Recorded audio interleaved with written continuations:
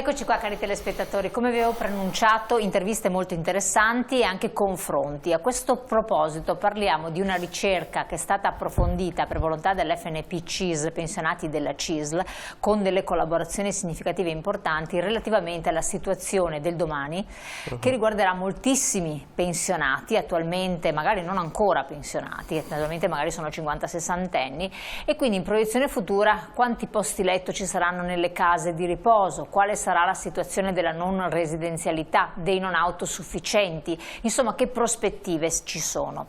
Certo che parlare per chi adesso ancora magari ha 60 anni, baby boomers, di queste cose può sembrare sì, magari fuori tempo, ma in realtà il tempo corre, gli anni passano velocissimi e molti si trovano già, moltissimi, ad affrontare queste situazioni con i propri genitori.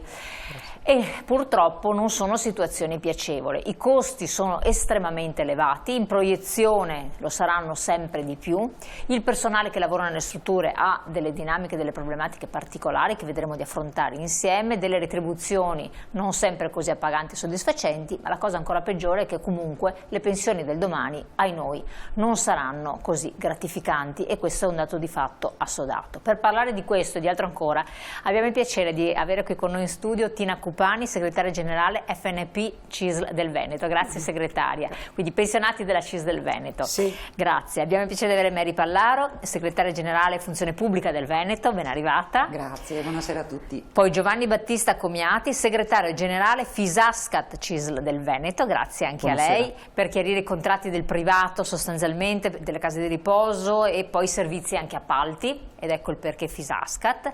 E poi il dottor Francesco Peron, che è un ricercatore dell'Università degli Studi di Verona, però in realtà sono un ricercatore indipendente, collaboro con il mio collega che oggi non poteva essere qua, il dottor Del Prac, appunto con l'FNP CISL, esatto, sì, che sì. Avete condotto questa ricerca estremamente interessante, sì. Quindi di cui abbiamo parlato anche in altre circostanze, però secondo me è bene perché puntualizza degli aspetti particolari. Segretaria, in modo particolare a voi torna sempre questo discorso, anziani ben vengano in aumento, ma non aumenta tutto quello che dovrebbe essere attorno al mondo dell'anziano. Certamente.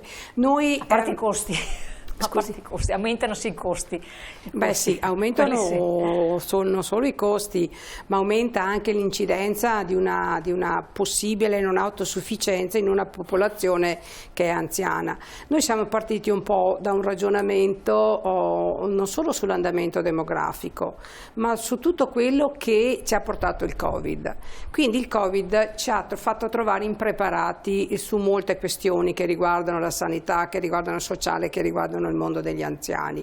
Contemporaneamente noi avevamo fatto tutta una serie sempre con dei ricercatori su quello che era l'andamento demografico e quindi anche la tenuta del sistema previdenziale. Abbiamo cominciato a mettere un po' insieme le cose, quindi una mappatura delle RSA nel nostro territorio, capire se un sistema futuro era in grado di sostenere un andamento demografico che va verso più un'età avanzata, quindi 65, per noi proiezione di 20 anni, 85 anni, con patologie croniche che possono portare alla non autosufficienza, un andamento sul reddito da pensione dei nostri anziani, in una proiezione anche futura dei prossimi 20 anni, e allora ci siamo chiesti, ma noi per non cadere nello stesso problema in cui siamo incorsi con il Covid, saremo in grado in un futuro prossimo, perché per noi 20 anni volano, saremo in grado di sostenere tutta questa nuovo mondo che è la vecchiaia? Questa parola me l'hanno un po' criticata, noi andiamo verso una vecchiaia di massa, però in realtà se non cambia qualcosa è chiaro che la situazione sarà questa, e da lì l'idea che abbiamo chiesto ai nostri ricercatori di fare un'analisi di quello che è l'oggi e in proiezione quello che può essere il domani, perché per capire e anche per essere in grado di leggere il tessuto sociosanitario di adesso in una prospettiva di programmazione proposta nostra politica, perché noi come sindacato, come ci siamo sempre per l'interazione accompagnata anche da una proposta politica, quindi anche un'indicazione di percorso, un po' le cose che non vanno, un'indicazione di percorso, e allora questa ricerca è nata da lì. Vediamo cosa c'è adesso, studiamo l'andamento demografico, studiamo la tenuta delle pensioni, perché lo dirà poi il ricercatore, saranno pensioni basse. Teniamo conto cosa costa oggi mantenere un anziano oggi all'interno delle strutture delle RSA. Già oggi il reddito di un pensionato di oggi non è in grado di sostenere completamente la spesa, e da lì è nata proprio l'idea della ricerca. Allora, per capire bene, io direi proprio di partire con la ricerca a questo punto, perché dopo possiamo entrare nel merito specifico, politico e di varie dinamiche che tra l'altro si possono scorgere, tenendo conto, dando presupposto che magari chi ci ascolta non è bene a conoscenza. Questi sono dati, ci racconti un po' come sono stati elaborati, anche l'attendibilità, la grande attendibilità che purtroppo, perché dati alla mano, questi hanno. Sicuramente è stata una ricerca lunga, perché dai primi contatti con la segretaria, quando siamo riusciti a presentarla, è passata quasi un anno tra una cosa e l'altra, però è stata una ricerca estremamente dettagliata. Una cosa di cui ringraziamo la segreteria sicuramente è il fatto di averci lasciato approfondire, come avevamo in mente fin dall'inizio, una serie di dati. L'idea principale era quella di approfondirli con un dettaglio comunale, e anche per dare uno strumento che fosse utile al sindacato, nel senso che poi è stata, oltre alla ricerca, sono stati dati degli strumenti che indagavano per i singoli comuni una serie di dettagli, tra cui la demografia, la presenza di servizi, di welfare, eccetera. Perché poi serve nella contrattazione sociale anche questo. Certo che sì. Questo è l'altro capitolo che dopo tornerà importante, prego. La cosa soprattutto interessante è che avevamo prima delle mappe provinciali, ma poi siamo riusciti a costruire delle mappe comunali, e vedere prima lo stesso dato, lo stesso argomento con un dettaglio provinciale e poi riuscire a vederlo con il dettaglio comunale ci dava una serie di sfumature nella lettura del dato che erano estremamente importanti, ribaltava un po' la situazione.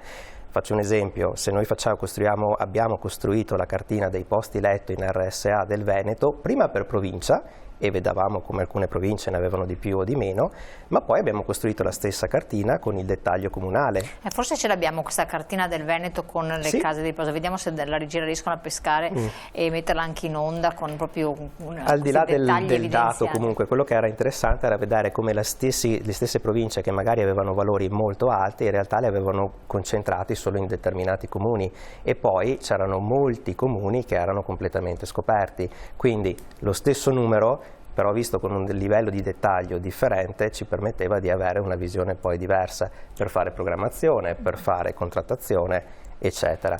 Lo interromperò più volte in modo da dare, dopo entreremo anche nel merito specifico.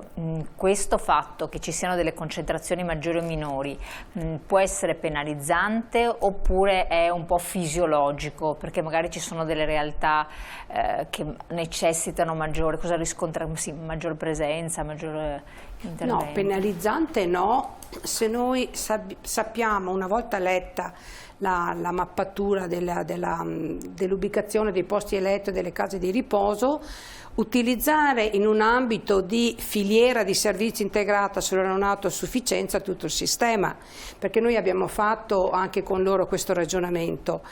E se io dovessi fare un approfondimento in percentuale, vedrei che alcune realtà hanno più posti letto rispetto a quelli che potrebbero servire, altre realtà meno.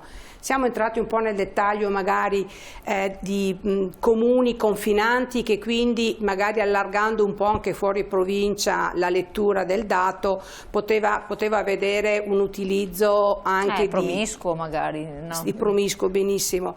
Però noi...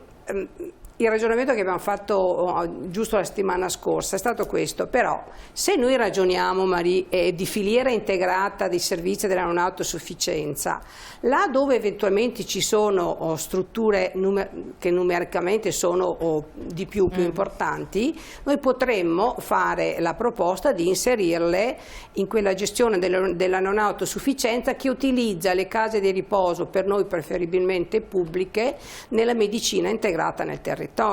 Quindi dove c'è carenza, dare un'indicazione alla Regione di potenziamento del servizio, perché non posso lasciare scoperta quella zona, sono zone di montagna, adesso sono le zone rivedremo di nella campagna. cartina, ci spiegherà dove sono. Da là dove il servizio c'è anche con numeri importanti anche superiori alla media della Regione, là posso invece fare una proposta, un progetto di sociosanitario integrato. Quindi bisogna dare una lettura doppia del dato, perché in ogni caso sono servizi che che offerti al territorio sono di utilità per tutti.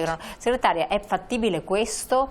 E glielo chiedo, quello che appunto diceva la segretaria, ma anche alla luce della mega riforma che avverrà col PNRR, che andrà a scombussolare tutto. Io l'ho guardata, letta, riletta più volte, ogni volta dico, ma sarà mai possibile questa riforma? Però bisogna tenerne conto perché a un certo punto verrà attuata, occupandosi lei della funzione pubblica. Noi abbiamo la riforma del PNRR, che tutti ne sentono parlare, no? PNRR, questo è sconosciuto perché è molto complicato, ma poi quello che diceva Latina, la segretaria dell'FNP, cioè noi abbiamo strutture magari concentrate in alcuni territori, in alcuni comuni, e altri territori che ne sono sprovvisti. Questo nasce perché le case di riposo non sono nate attraverso una strategia di distribuzione che incontrava quelle che erano le esigenze del territorio, hanno una storia antica e sono dove sono nate, e oggi magari non c'è quella omogeneità che servirebbe nei territori. Per quello noi parliamo riforma del PNRR, ma c'è anche la riforma delle IPAB, se ne discute ormai da 20 anni. La Regione Veneto è l'ultima regione in Italia che non ha fatto la riforma delle IPAB, e quello che noi pensiamo è proprio che il sistema non può essere che ogni IPAB ragiona a sé, ma devono essere inserite in una rete, possibilmente la rete dei distretti. Oggi insieme al PNRR si parla degli ATS, che sono gli ambiti territoriali del sociale, sono termini magari oggi un po' complicati, ma che dovremmo abituarci ad usare perché saranno termini del futuro. Allora, riforma delle case di riposo, gli ambiti territoriali e il PNRR devono andare insieme, perché queste strutture che oggi sono diffuse nel territorio devono diventare la sede di quei servizi territoriali che il PNRR finanzia, e andrebbero in qualche modo a razionalizzare quelli che sono i costi che oggi già gravano in maniera pesante sulle famiglie, ma che graveranno sempre di più, e che oggi purtroppo la politica che viene fatta in queste strutture è quello di ridurre sempre di più i costi del personale. Da qui il gravissimo problema che abbiamo, che è quello che non si trovano professionisti che vogliono andare a lavorare in queste strutture. Assolutamente. Visto che abbiamo parlato di professionisti, do la parola anche a lei, quindi facciamo un giro completo, poi torniamo sulla piantina dove ci illustrerà quali sono le zone più ricche in qualche modo, e vediamo gli altri parametri. C'è un problema anche da questo punto di vista però dei professionisti, sia che riguarda il pubblico e anche il privato, perché nel pubblico comunque fluiscono verso l'ospedale. Poi dall'ospedale vanno anche via da altre parti. Restassero lì in ospedale saremmo anche felici. E comunque nel privato non è che arrivino tantissime figure. Beh, siamo in una fase probabilmente che verrà studiata anche nei libri di storia un po' in futuro, perché il mercato del lavoro si sta...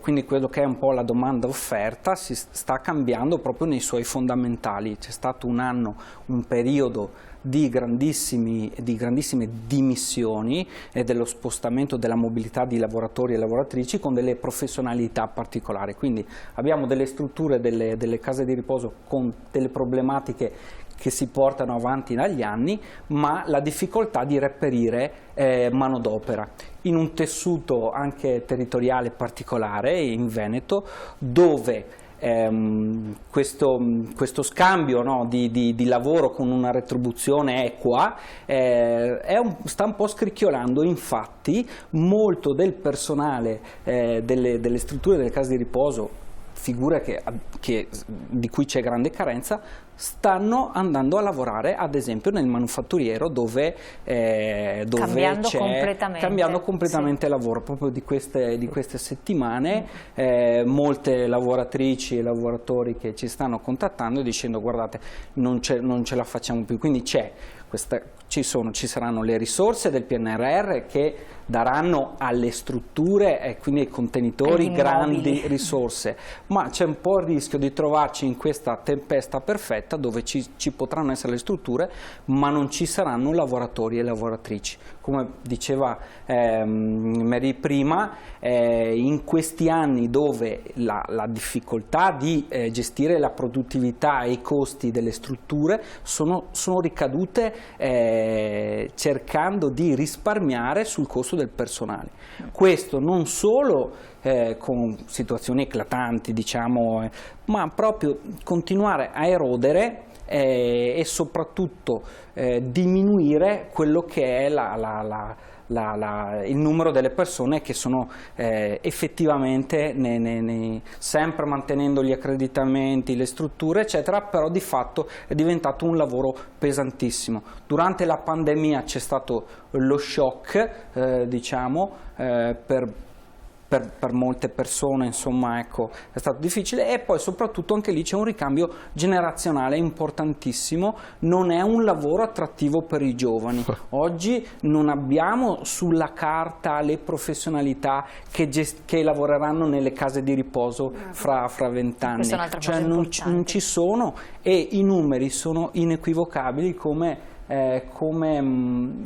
ben spiegato anche nello studio che è stato promosso dall'FNP. Sono dei dati inequivocabili che ci delineano un futuro certo, a meno che non si trovino i correttivi, insieme anche, e questo ringrazio anche per l'invito, per quelli che sono le professionalità che lavorano nelle case di riposo, nelle strutture insomma, socio-assistenziali, ma anche ad esempio per tutto il mondo del lavoro attivo oggi, che deve assolutamente preoccuparsi di questi temi qua, perché l'unico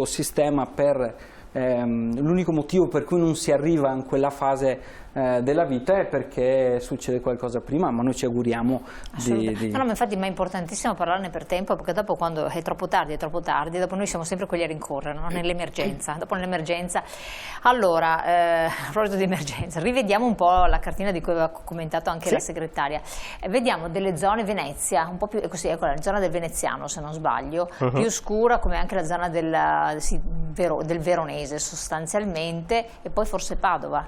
Sì, però vede... Cosa vuol dire queste cose? È il discorso che facevamo prima, cioè il mirarci poi sul dettaglio comunale.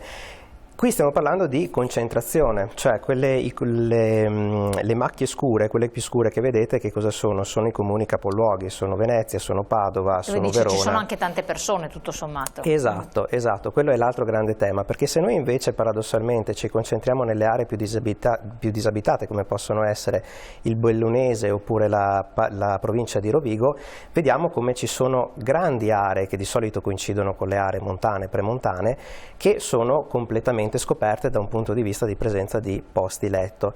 Paradossalmente però quali sono? Sono anche quelle aree che hanno non un numero assoluto di persone over 65, ma una concentrazione, cioè un peso percentuale di over 65 sul totale.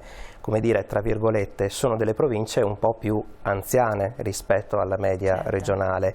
Quindi paradossalmente sarebbero province che hanno grande necessità, grande esigenza di servizi, di questo tipo di strutture, ma dove, essendoci poi dei numeri assoluti, in valori assoluti relativamente ridotti, c'è magari anche meno interesse a fare investimenti, perché poi alla fine quello ci deve essere anche un ritorno. Non c'è neanche magari la domanda, perché, questo ne abbiamo parlato più volte, si fa da sé, ci sono molti anziani da soli, oppure i familiari provvedono, quindi non viene neanche da porgere la domanda, poi la domanda viene porta, diciamo, anche il malessere viene manifestato nel momento in cui tu hai la struttura, vuoi entrarci ma non ci puoi entrare, lì sorge il problema. Se io non vedo neanche niente all'orizzonte, come gli asili, se non vedo neanche un albo di un asilo, posso avere anche 3 bambini, ma è inutile che li vada a chiedere, perché non ci sono. Il problema è che poi dove non ci sono servizi magari le persone, soprattutto i giovani, tendono magari ad andare via, perché è un cane che si mangia la coda, cioè un circolo vizioso alla fine. Allora, sempre relativamente qui abbiamo avuto una mappatura che comunque è molto interessante, però lei dice non è indicativa. Però quello che è importante è il discorso anche dell'incidenza della non autosufficienza. E forse questo va anche spiegato, perché non la cosa più importante è che qua stiamo parlando di anziani non autonomi, tranquilli, che magari fanno anche qualche lavoretto e tutto, ma anziani non autosufficienti, quindi quello che va tutto contro l'invecchiamento attivo, che tante volte il sindacato ci invecchiate in un certo modo, quindi qui l'invecchiamento attivo non c'è, perché la persona a un certo punto per una patologia grave o quant'altro è diventata non autosufficiente. Che incidenza c'è? E abbiamo anche una slide che ci può aiutare in questo senso, prego. Sì, assolutamente. Noi qui siamo partiti poi da un dato di Istat che ci dice che all'incirca il 10% della popolazione over 65 diventa non autosufficiente, cioè ha delle non autosufficienze gravi per cui possono servire servizi di questo genere. In questo caso è stato interessante nel senso che abbiamo fatto una stima poi per il futuro, ci siamo spostati a 20 anni dal 2021-2022 quando abbiamo iniziato a fare la ricerca. Ora, ci sono due tipologie di dati in questa slide. Da una parte c'è la demografia, vedete quella in blu. Quindi sappiamo che nel 2021 in Veneto c'erano 1.140.000 over 65 che Istat, quando Istat fa queste stime è piuttosto preciso tra l'altro, stima cresceranno a 1.600.000 nel 2042, quindi tra 20 anni. Mantenendo fisso questo 10% di non autosufficienza nella popolazione otteniamo una crescita potenziale di 115.000 persone attuali in Veneto che potrebbero aver bisogno di queste tipologie di servizio che cresceranno a 165.000, quindi con una crescita stimata del 43%. Abbiamo fatto lo stesso calcolo anche per gli over 75 dove la percentuale era attorno al 17% e quindi c'era poi un incremento che saliva addirittura oltre al 50%. Segretaria, qua si pongono diversi problemi. Non un problema soltanto, ma diversi, perché poi tra l'altro il costo di una persona autosufficiente è un costo anche molto più alto, poi vedremo anche le grafiche della ricerca. Sì, è un costo alto per le famiglie, ma è un costo alto anche per tutto il sistema sociale, è un costo alto anche a qualche sindaco ogni tanto dovremmo ricordarlo, anche per i sindaci, perché il costo del sociale è messo in capo ai sindaci e quindi, lo diceva prima Marie, c'è tutto il ragionamento anche sui nuovi ambiti territoriali sociali e che quindi anche lì io sono anche insistente, ma noi dobbiamo rilanciare il servizio integrato nel territorio dell'assistenza sociosanitaria e quindi quello è un punto per noi fondamentale, come è fondamentale inserire in questo sistema anche le case di riposo. È anche fondamentale mantenere le attuali IPAB nel sistema pubblico. E prima il collega della Fisascat, GB, noi lo chiamiamo GB perché raccontava di figure professionali che servono, già adesso sono carenti, ma raccontava anche, come anche nel sistema pubblico, di figure professionali che vanno formate, perché ci sono anche nuove malattie, diciamo noi. Io se solo faccio un ragionamento in prospettiva della demenza, delle demenze, dell'Alzheimer e di quanto impattano questi malati nel sistema delle case di riposo private e anche pubbliche, e quanto sia difficile gestirli non solo da un punto di vista di logistica, perché hanno bisogno all'interno delle strutture di percorsi definiti, ma se io non ho il personale adeguato che sappia gestire queste situazioni, questi casi che sono in continuo aumento, avrò un problema non da poco in futuro. E quindi la formazione, la preparazione, ci vuole tempo, bisogna fare anche appassionare a questo mestiere,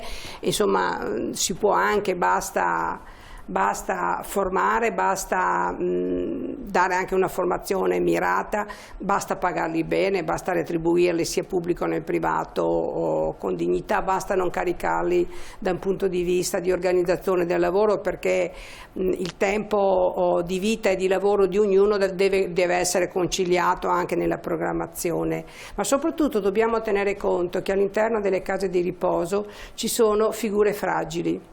Cioè, sia che abbiano problematiche di tipo di demenza, ma anche l'anziano che ha bisogno di avere in accompagno nella sua gestione quotidiana, oltre al lavoro di cura, anche delle persone con cui lui si sente a suo agio, quindi l'importanza delle figure professionali, di un percorso di formazione.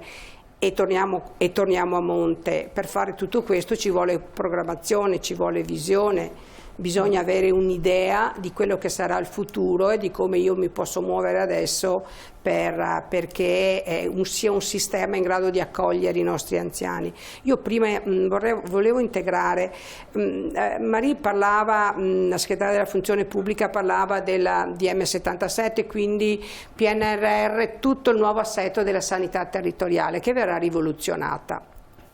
E della riforma delle IPAB, che insomma è una vergogna, siamo l'unica regione in Italia che non ha una riforma delle IPAB. Però a questo io aggiungerei la legge delega per quanto riguarda le dignità degli anziani, che è in Parlamento, è passata al Senato, dovrebbe passare in tempi veloci anche alla Camera e concludere il suo iter entro il 31 marzo. Perché è importante?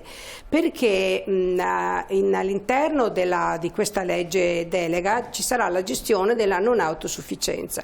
Quindi non autosufficienza che è da una parte letta in una visione di domiciliarietà, quindi la legge di per sé promuove la domiciliarietà, però la domiciliarietà può essere gestita all'interno della rete dei servizi sociali integrati se non è spinta.